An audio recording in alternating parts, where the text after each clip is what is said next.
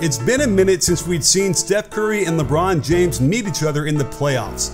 And with the way the Lakers treated the Warriors in the paint, we are reminded of the sheer size difference between these two teams. Until last night, only once over the past 5 seasons had a team lost a game when outscoring their opponent by 15 or more three-pointers. Well, make that twice, as the Lakers dominated at the free throw line and defended the paint like they were Gulliver meeting the Lilliputians. The Lakers harassed the Warriors into one of their worst shooting nights around the rim this season, and the block shot had a profound effect on their collective psyche. Here's a very traditional single-double floppy set for Curry as he starts under the hoop and gets a single pin down on the right side and a double staggered on the left. Curry gets a 3-step head start on the catch, forcing Anthony Davis to step up. Draymond Green is open, but Curry opts for the floater, not a good decision around one of the best paint defenders in the NBA. I do want you to notice how Schroeder gives him a little shove while in the air that causes him to crash into AD's body, but the refs don't see this old pro trick, and it doesn't matter as Green gets the putback.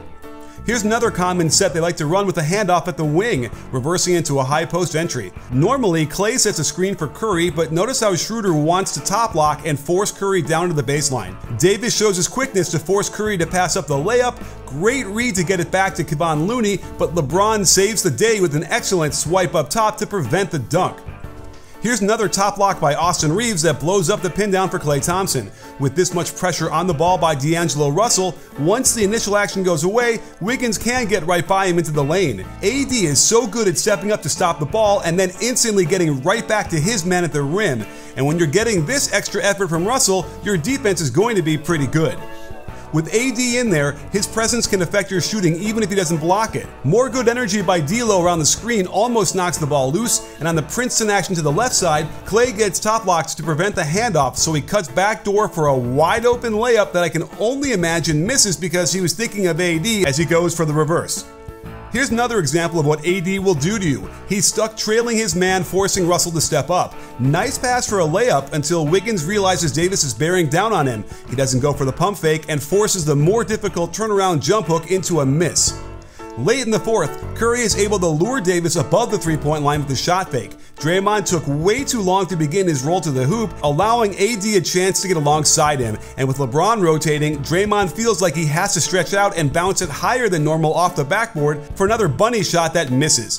The Warriors are also not used to getting their shots blocked in transition, and Wiggins is going to need better recognition not to challenge the big guy like this. He could have given it right back to Curry for the open 3, and Curry does the same thing with LeBron. Instead of pitching it to Poole or finding Wiggins open in the corner, he takes on the king, who erases the shot. There was a bright spot for the Warriors, however. When not getting their shots packed, they were executing the offense well. The handoff to Curry is a false flag, as the real action is the pin down for Clay going to the other side. With Davis so concerned with Clay's shooting, he steps up to offer help, and that allows Looney to slip to the hoop for the reverse. Notice how the top locking of Curry leaves Schroeder on the high side, so when he assumes Poole is just going to shoot it and relaxes, Curry is wide open before Davis can even react. This screen rescreen action for Clay in the mid-range lures Davis out to the elbow. Looney can again slip without weak side help rotation because they're so afraid of leaving Curry, and they get the dunk. This is already shaping up to be a chess match between Darvin Ham and Steve Kerr, and the best way to see the differences is to actually be at the game. And that means you have to download SeatGeek, the best app to find tickets to any sporting event, concert, or the theater.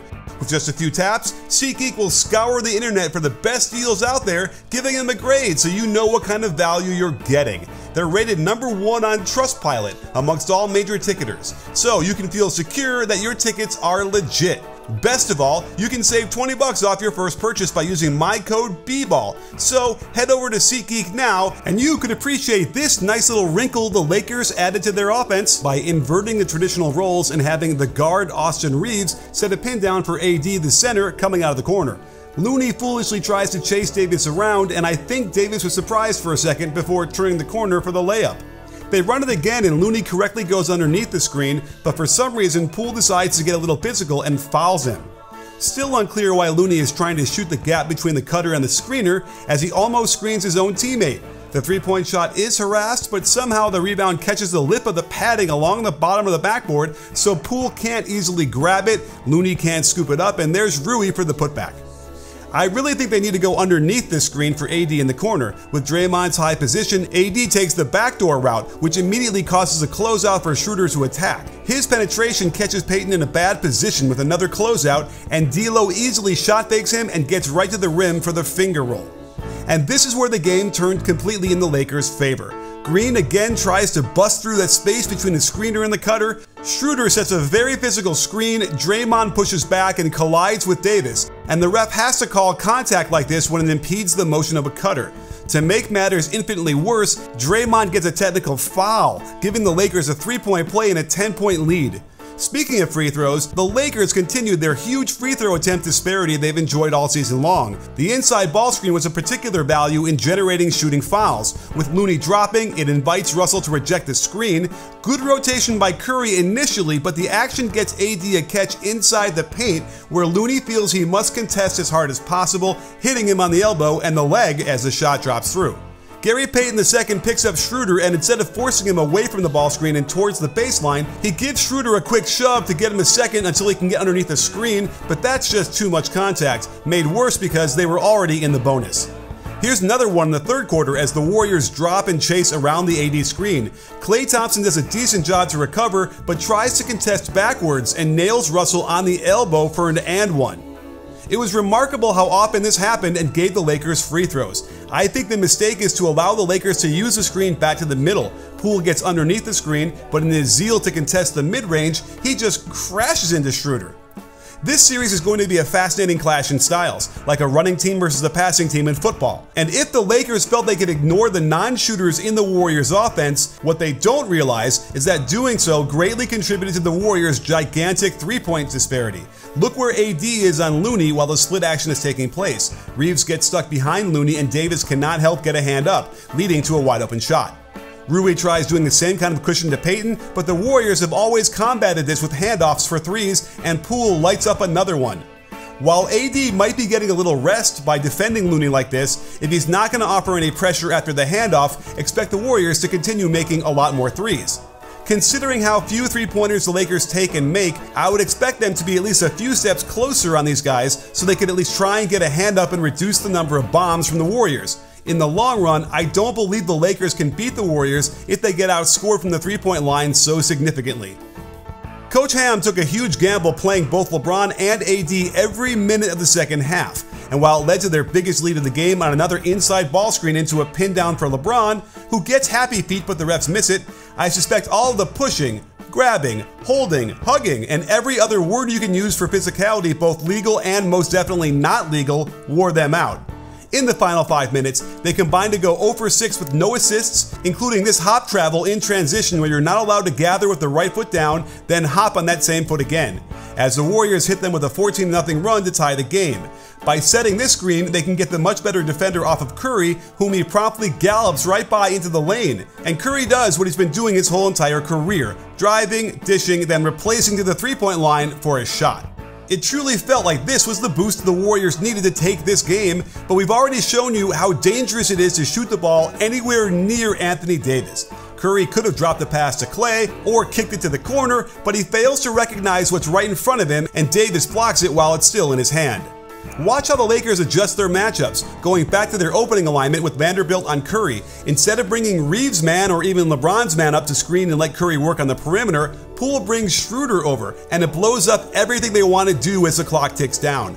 They're lucky this bad pass wasn't a turnover, and while it leads to Poole getting an advantage on LeBron, there's Mr. Davis once again battling the hold of Draymond to get free and swat this one away as well.